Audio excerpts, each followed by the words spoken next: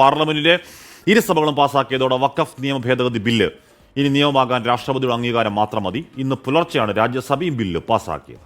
128 പേർ ബില്ലിനെ അനുകൂലിച്ചും 95 പേർ എതിർത്തും വോട്ട് ചെയ്തു. ലോക്സഭയിലെ കടമ്പ കടന്നു. ഇപ്പോൾ ഇതാ രാജ്യസഭയിലും ആ കടമ്പ കടന്നിരിക്കുന്നു. ഇനിയുള്ളത് മറ്റു ചില പ്രൊസീജിയറുകളാണ്. അത് സ്വാഭാവിക നടപടിയാണ്. ഇനി രാഷ്ട്രപതിക്ക് ഇത് അയക്കും. രാഷ്ട്രപതി ഈ ബില്ലിന്മേൽ ഒപ്പുവെക്കുന്നതോടുകൂടി വഖഫ് നിയമ ഭേദഗതി ബില്ല് പിന്നീട് നിയമമായി മാറും. പ്രസിഡന്റ് സൂചിപ്പിച്ചതുപോലെ ചൂടുപിടിച്ച ചർച്ചകൾ തന്നെയായിരുന്നു രാജ്യസഭയിലും നടന്നിട്ടുണ്ടായിരുന്നത്. പുലർച്ചെ ഏതാണ്ട് 2 മണിവരെ ആ ചർച്ചകൾ നീണ്ടു എന്നുള്ളത് തന്നെയാണ്. 2 മണിയോടുകൂടിയാണ് രാജ്യസഭയും ബില്ലിന് അംഗീകാരം നൽകുന്നത്.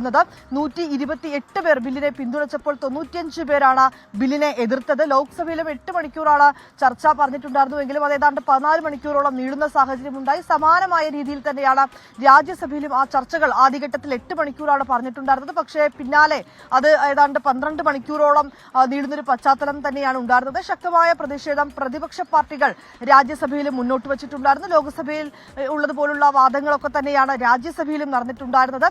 പക്ഷേ പ്രതിപക്ഷ പാർട്ടികളുടെ ഭേദഗതികളെല്ലാം വോട്ടിനിട്ട് തള്ളുകയാണ് ചെയ്തിട്ടുണ്ടായിരുന്നത്. ജോൺ ബ്രിട്ടാസ്, ഹാരിസ് ബീരാൻ, PP സുനീർ, ശിവദാസനടക്കമുള്ളവർ മുന്നോട്ട് വെച്ച ആവശ്യങ്ങളൊക്കെ തന്നെ തള്ളി. ഒപ്പം തന്നെ ഈ വഖഫ് ബോർഡിൽ അമുസ്ലിങ്ങളെ ഉൾപ്പെടുത്തുന്നത് സംബന്ധിച്ച് തിരുച്ചി ശിവ മുന്നോട്ട് വെച്ച ഭേദഗതിയും വോട്ടിനിട്ട് തള്ളുന്ന ഒരു പശ്ചാത്തലം തന്നെയാണ് ഉണ്ടായിരുന്നത്. ഇതിൽ ഏറ്റവും നിർണായകവും ആകാംക്ഷയുമായിരുന്നത് ഈ ഇന്ത്യ സഖ്യത്തിലും ഒപ്പം തന്നെ BJPയുടെ ഘടകകക്ഷിയിലും ഉൾപ്പെടാതെയുള്ള പാർട്ടികൾ ഇവരെടുക്കുന്ന തീരുമാനം എന്താകുമെന്നുള്ളത് തന്നെയായിരുന്നു രാജ്യസഭയെ സംബന്ധിച്ചിടത്തോളം വലിയ ആകാംക്ഷയിലേക്ക് എത്തിയിട്ടുണ്ടായിരുന്നത്. YSR കോൺഗ്രസും ഒപ്പം തന്നെ BJDയും ഒക്കെ ബില്ലിനെ എതിർക്കുന്ന ഒരു സാഹചര്യമാണ് ഉണ്ടായിരുന്നത്. ആദ്യഘട്ടത്തിൽ BJDയും ഇപ്പോൾ അല്ലെങ്കിൽ അത്തരത്തിലേക്കുള്ള നടപടിയിലേക്കൊന്നും എത്തിയില്ലെങ്കിൽ അവസാനം മനസാക്ഷി വോട്ട് ചെയ്യൂ എന്നായിരുന്നു പറഞ്ഞിട്ടുണ്ടായിരുന്നത്.